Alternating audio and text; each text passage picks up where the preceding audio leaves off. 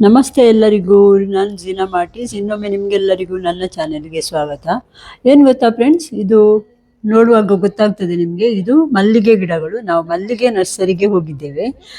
ಯಾಕೆ ಅಂತ ಹೇಳಿದರೆ, ನನಗೊಂದು 10 ಗಿಡಗಳು ಜಸ್ಟ್ ಹಾಬಿಗೋಸ್ಕರ ಬೇಕಾಗಿತ್ತು. ಬಟ್ ನನ್ನ ತಂಗಿಗೆ, ಅವಳಿಗೆ ಮನೆಯಲ್ಲಿ ಅಷ್ಟೇನು ಇವಾಗ ಬೆಳಿಗ್ಗೆ ಕೆಲಸ ಇರಲ್ಲ. ಅದಕ್ಕಾಗಿ ಅವಳು ಏನು ಮಾಡ್ತಾಳೆ, ಅವಳಿಗೊಂದು 30 ಗಿಡಗಳು ಬೇಕಿತ್ತು, ಮಲ್ಲಿಗೆ ಗಿಡ.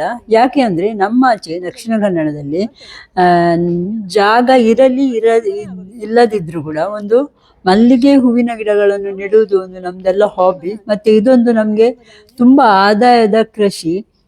ಭತ್ತ ಬೆಳೆಯೋದಕ್ಕಿಂತ, ಅಡಿಕೆ ಮಾಡೋದಕ್ಕಿಂತ, ಇನ್ನೇನು ಬೇರೆ ಕೆಲಸ ಮಾಡೋದಕ್ಕಿಂತ ಇದೊಂದು ವೀಕ್ಲಿ ಬರುವ ಇನ್ಕಮ್ ನಮಗೆ ಎಲ್ಲ.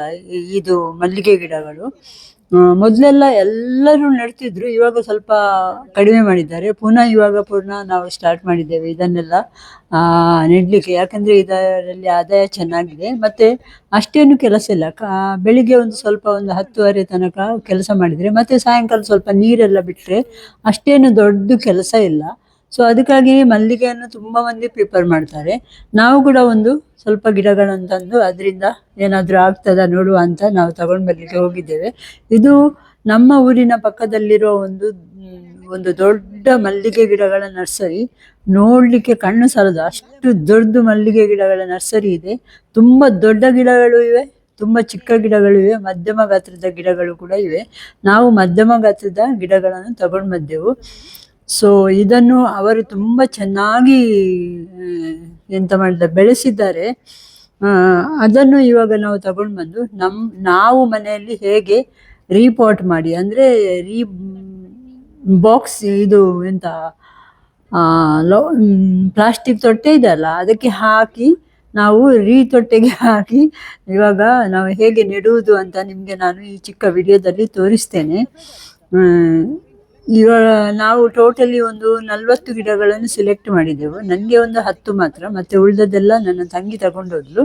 ಇದು ಇವರು ನಮಗೆ ಆಟೋ ರಿಕ್ಷಾದಲ್ಲೇ ಕಳಿಸಿಕೊಟ್ರು. ನೋಡಿ, ಈ ಥರ ಇದೆ.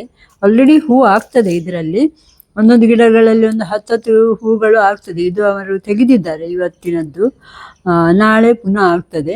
ನಾವೊಂದು ಒಳ್ಳೆ ಸಿಲೆಕ್ಟ್ ಮಾಡಿ 40 ಗಿಡಗಳನ್ನು ತಗೊಂಡು ಬಂದೆವು. ಸ್ವಲ್ಪ ಅವರ ಕಾರಲ್ಲಿ ತಗೊಂಡೋದ್ರು, ಉಳಿದದ್ದು ಆಟೋ ರಿಕ್ಷಾದಲ್ಲಿ ನಮ್ಮ ಮನೇಲಿ ಇಟ್ಟಿದ್ದಾರೆ. ನಾಳೆ ಬಂದು ಅವರು ತಗೊಂಡೋಗ್ತಾರೆ. ಇದು ಹೇಗೆ ನೆಡುವುದು ಅಂತ ನಾನಿವಾಗ ನಿಮಗೆ ತೋರಿಸ್ತೇನೆ. ನೋಡಿ, ಇದು ನೆಡಲಿಕ್ಕೆ ಇವಾಗ ಮಣ್ಣು ರೆಡಿ ಮಾಡ್ತಾರೆ.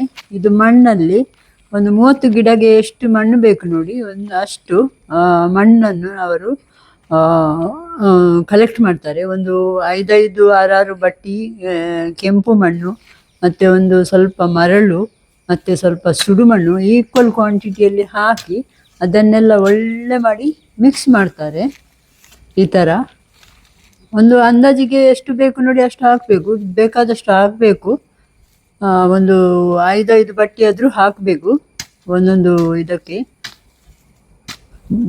ಏನು ಮಾಡಲಿಕ್ಕೆ, ಅಷ್ಟು ಗಿಡ ನೆಡಲಿಕ್ಕೆ. ಇವಾಗ ಇವರೆಲ್ಲ ಅದನ್ನು ಒಳ್ಳೆ ಮಾಡಿ ಮಿಕ್ಸ್ ಮಾಡ್ತಾರೆ. ಸುಡು ಮಣ್ಣಿದೆ, ಸ್ವಲ್ಪ ಮರಳು ಇದೆ, ಕೆಂಪು ಮಣ್ಣಿದೆ. ನೋಡಿ ಹೇಗೆ ಮಿಕ್ಸ್ ಮಾಡ್ತಾರೆ ಅಂತ. ಗೊಬ್ಬರ ಎಲ್ಲ ಏನೂ ಹಾಕಿಲ್ಲ ನಾವು, ಜಸ್ಟ್ ಮಣ್ಣು ಮಾತ್ರ. ಈ ಥರ ಎಲ್ಲ ಅವರು ಮಿಕ್ಸ್ ಮಾಡ್ತಾರೆ. ಮತ್ತು ಇದು ದೊಡ್ಡ ಪ್ಲಾಸ್ಟಿಕ್ ತೊಟ್ಟೆಯನ್ನು ತಗೊಂಡು ಬಂದಿದ್ದಾರೆ. ಇದು ಗ್ರೋ ಬ್ಯಾಗ್ ಹೇಳ್ತಾರಲ್ಲ ಅದು. ಇದನ್ನು ಮೊದಲು ತೂತು ಮಾಡಿದ್ದಾರೆ. ತೂತು ಮಾಡಿ ಆದಮೇಲೆ ಅದರ ಅಡಿಯಲ್ಲಿ ದೊಡ್ಡ ಜಲ್ಲಿಗಲ್ಲನ್ನು ಹಾಕ್ತಾ ಇದ್ದಾರೆ. ನೋಡಿ, ನೀರು ಎಲ್ಲ ಸೋಸಿ ಹೋಗಬೇಕಲ್ಲ ಜಾಸ್ತಿ ಆದರೆ ಮಳೆಗಾಲದಲ್ಲೆಲ್ಲ, ಇಲ್ಲಾಂದರೆ ಅದರಲ್ಲೇ ಕುಳಿತರೆ ಅದು ಗಿಡಗಳೆಲ್ಲ ಕೊಳೆತು ಹೋಗ್ತವೆ. ಅದಕ್ಕೆ ಫಸ್ಟಿಗೆ ಅವರು ಏನು ಮಾಡ್ತಾರೆ, ಜಲ್ಲಿಗಲ್ಲನ್ನು ಹಾಕಿ ಅದರಲ್ಲಿ ಅರ್ಧ ಮಣ್ಣುಗಳನ್ನು ತುಂಬಿಸ್ತಾರೆ. ಅದರಲ್ಲಿ ಮುಕ್ಕಾಲು ಮಣ್ಣನ್ನೇ ತುಂಬಿಸಿದ್ದಾರೆ. ನೋಡಿ, ಅದು ಮಿಕ್ಸ್ ಮಾಡಿದ ಮಣ್ಣನ್ನು ಅವರು ಒಳ್ಳೆ ಮಾಡಿ ಎಲ್ಲ ಗಿಡಗಳಲ್ಲಿ ತುಂಬಿಸಿದ್ದಾರೆ.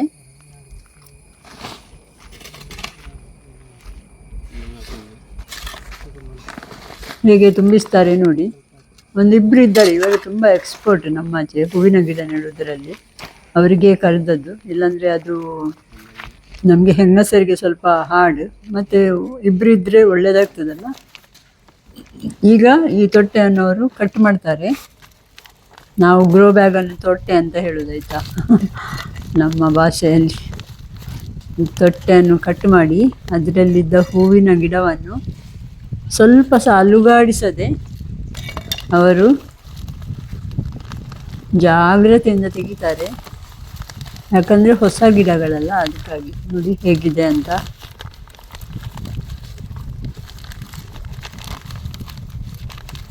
ಮಣ್ಣು ಅಷ್ಟು ಇದಿದೆ, ಅದು ಗಟ್ಟಿಲ್ಲ ಮಣ್ಣು. ನಾವು ಇದು ಪಾಟಲ್ಲಿ ಆಗಿದ ಮಣ್ಣು ತುಂಬ ಗಟ್ಟಿ ಆಗ್ತದಲ್ಲ. ಮಲ್ಲಿಗೆ ಗಿಡಕ್ಕೆ ತುಂಬ ನೀರು ಬೇಕಂತ ಇಲ್ಲ, ಮತ್ತು ತುಂಬ ಬಿಸಿಲು ಬೇಕು. ಎಷ್ಟು ಬಿಸಿಲು ಇದೆ ನೋಡಿ, ಅಷ್ಟು ಬೇಗ ಅಷ್ಟು ಜಾಸ್ತಿ ಹೂಗಳಾಗ್ತದೆ.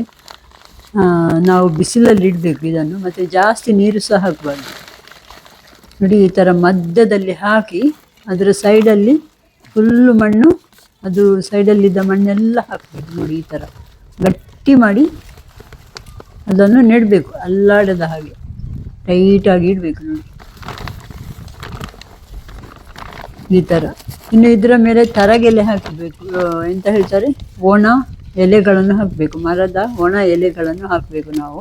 ಆವಾಗ ನೀರು ಹಾಕಿದ ನೀರು ಉಂಟಲ್ಲ, ಅದು ಏನು ಅಷ್ಟು ಒಣಗಲ್ಲ, ಜಾಸ್ತಿ ನೀರು ಕೂಡ ಬೇಕಂತ ಇಲ್ಲ. ನೋಡಿ ಈ ಥರ ಎಲ್ಲ ಗಿಡಗಳನ್ನು ಅವರು ನೆಟ್ಟಿದ್ದಾರೆ. ನಾನು ಫುಲ್ ವಿಡಿಯೋ ಮಾಡಲಿಲ್ಲ, ಸ್ವಲ್ಪ ಸ್ವಲ್ಪ ಮಾಡಿದ್ದೇನೆ, ಕರೆಕ್ಟ್ ಬೇಕಾದಷ್ಟು ಮಾತ್ರ ಮಾಡಿದ್ದೇನೆ. ಇಲ್ಲಾಂದರೆ ವಿಡಿಯೋ ತುಂಬ 30 ಗಿಡ ನೆಡಲಿಕ್ಕೆ ತುಂಬ ಲೇಟ್ ಆಗ್ತದೆ. ಈ ಥರ ಅವರು ಎಲ್ಲ ನೆಟ್ಟರು.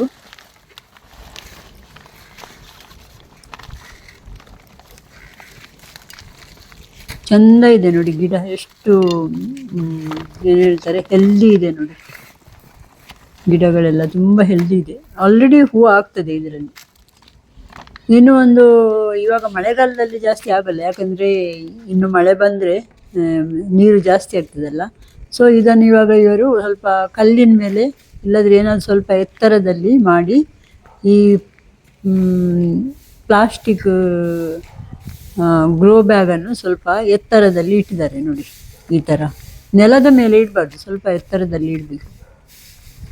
ಹೀಗೆ ಎಲ್ಲ ನೆಲದ ಮೇಲೆ ಇಟ್ಟು ಗಿಡಗಳನ್ನು ಚೆನ್ನಾಗಿ ನೆಟ್ಟು ಕೊಟ್ಟಿದ್ದಾರೆ ನಮಗೆ. ನಿಮಗೆ ಗೊತ್ತಾಯ್ತಲ್ಲ ಹೇಗೆ ನೆಡುವುದು ಅಂತ. ತಗೊಂಡು ಬಂದರೆ ನೀವು. ಇದು ಜಾಸ್ತಿಯಾಗಿ ನಮ್ಮ ಉಡುಪಿ ಸೈಡಲ್ಲಿ ಯಾರಾದರೂ ನನ್ನ ವಿಡಿಯೋ ನೋಡ್ತಿದ್ರೆ ನಿಮಗೆ ಇದೊಂದು ವಿಡಿಯೋ ಸ್ವಲ್ಪ ಯೂಸ್ಫುಲ್ ಆಗ್ಬೋದು. ನೋಡಿ ಈ ಥರ ಇದೆ. ಇದು ನಾಳೆ ಇದಕ್ಕೆ ಎಲ್ಲ ಇದು ಒಣ ಎಲೆಗಳನ್ನು ಹಾಕ್ತಾರೆ, ಬಿಜಿಕ್ರೆ ಹೇಳ್ತಾರಲ್ಲ, ಅದನ್ನು ಹಾಕಿ ಅದರ ಮೇಲೆ ಆಲ್ರೆಡಿ ನೀರು ಹಾಕಿದ್ದಾರೆ ಇವತ್ತು. ನಾಳೆ ಪುನಃ ಸ್ವಲ್ಪ ನೀರೆಲ್ಲ ಹಾಕಿ ಈ ಥರ ನಾವು ಇದನ್ನು ಮಲ್ಲಿಗೆ ಗಿಡದ ಕೃಷಿಯನ್ನು ಮಾಡುವುದು. ಹೇಗನಿಸಿತು ನಿಮಗೆ ನನ್ನ ವಿಡಿಯೋ? ಚೆನ್ನಾಗಿದೆಯಾ? ಯೂಸ್ಫುಲ್ ಆಯಿತಾ ಏನು ಅಂತ ತಿಳಿಸಿ. ಮತ್ತು ನಿಮಗೆ ಯಾರಿಗಾದರೂ ಶೇರ್ ಮಾಡಲಿಕ್ಕಿದ್ರೆ ಶೇರ್ ಮಾಡಿ. ಯಾರಾದರೂ ತುಂಬ ಮಂದಿ ಇವಾಗ ನೆಡ್ತಾರೆ. ಮತ್ತು ನನ್ನ ವಿಡಿಯೋ ನೋಡಿದ ನಿಮಗೆಲ್ಲರಿಗೂ ಧನ್ಯವಾದಗಳು. Thank you so much. ಇದು ನಮ್ಮ ಹಳ್ಳಿ. Thank you.